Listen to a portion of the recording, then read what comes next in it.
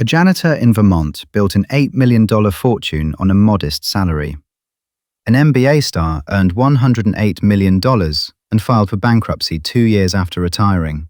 Same country, same era. The only difference was how they thought about money. By the end of this video, you'll know exactly what those three differences are and how to start applying them today. And the last one?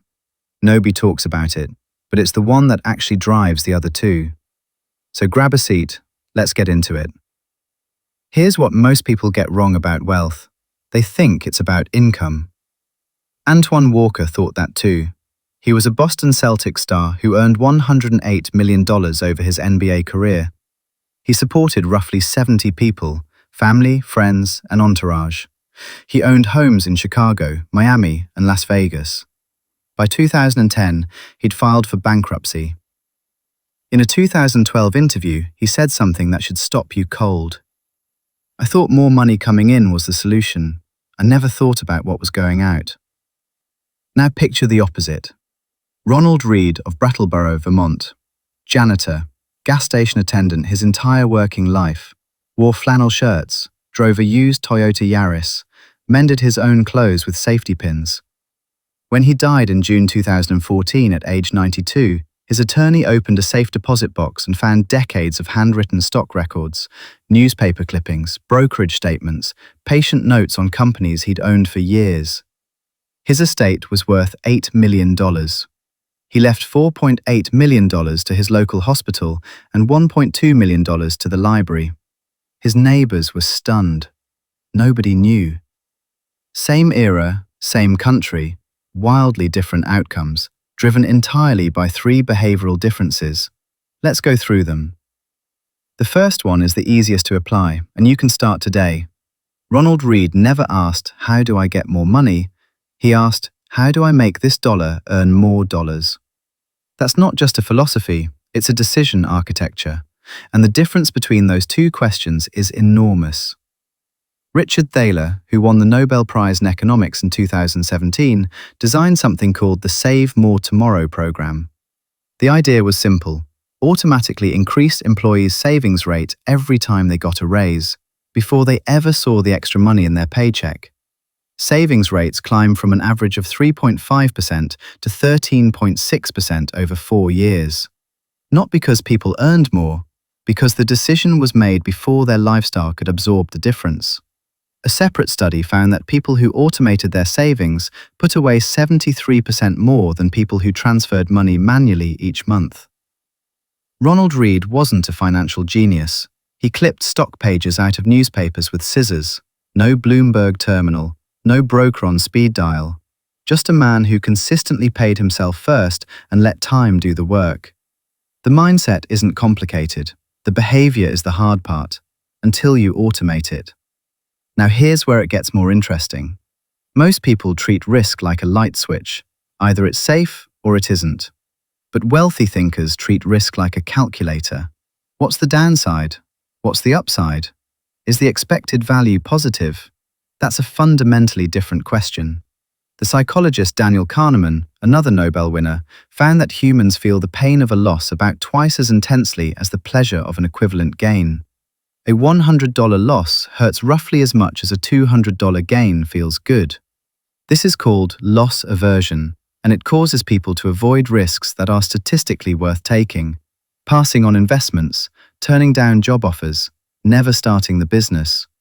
Not because they've done the math, because the fear is disproportionate to the actual exposure. Here's the data that makes this concrete. Vanguard studied 5 million investor accounts through the 2008 financial crisis. Investors who made zero changes, who stayed in while the market dropped 50%, had on average 40% more wealth by 2019 than investors who moved to cash at the bottom. The patient ones didn't feel brave, they just understood what they were actually risking. Sarah Blakely understood this too. In 1998, she had $5,000 in savings and was selling fax machines in Atlanta. She used her entire savings to patent an idea she had no industry connections to execute. Every manufacturer she approached said no. 2 years of rejection. But she'd done the calculation. Her $5,000 was replaceable. The decade of regret was not. By 2012, Forbes named her the world's youngest self-made female billionaire, and in 2021, she sold a majority stake in Spanx at a valuation of $1.2 billion. The risk wasn't reckless, it was calculated. Warren Buffett said it plainly: risk comes from not knowing what you're doing. Not fearless, informed. The real risk, most of the time, is staying still. If this is clicking for you, hit subscribe. I put out videos like this every week. And stay with me, because the next one is the one I've been saving. Alright, here it is. You can automate your savings. You can recalibrate your relationship with risk. But if you don't change how you see yourself, those behaviors won't stick. And this is the part nobody talks about. James Clear put it cleanly: you don't rise to the level of your goals, you fall to the level of your systems. But underneath the systems is something even deeper: your identity. You behave in ways consistent with who you believe you are. Always. Which is why lottery winners often go broke, and why Ronald Read got rich on a janitor's salary. They weren't just doing different things, they were being different people.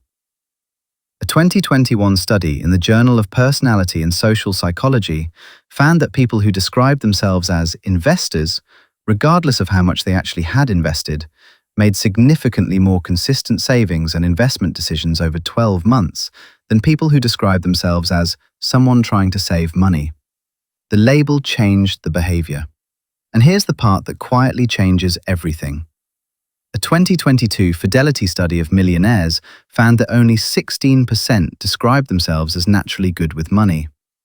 84% said they had to consciously build financial discipline, often after a specific failure or near miss. Most could point to a single moment when they decided who they were going to be. Not a slow drift, a decision. Oprah Winfrey grew up in poverty in rural Mississippi, so severe she wore dresses made from potato sacks. At 13, her father Vernon looked at her and said, "You'll do better because you'll expect better."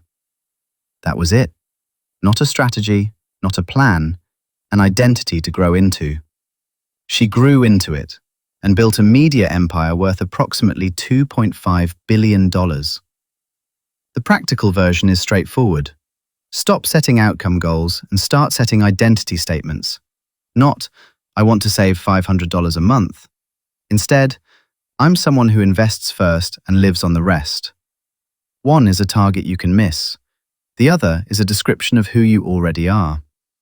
One important caveat, because this matters. Harvard economist Senthil Mullainathan found that people under financial stress lose the equivalent of 13 IQ points of cognitive function. Not because they're less capable, because their brain is running a background program called survival. Identity shifts are harder to make under acute scarcity. That's not a moral failing, that's neuroscience. So if you're in a tight spot right now, don't think harder. Create one small win, one automated transfer, one calculated yes, one identity-consistent decision, and let the behavior build the belief. That's how it actually works.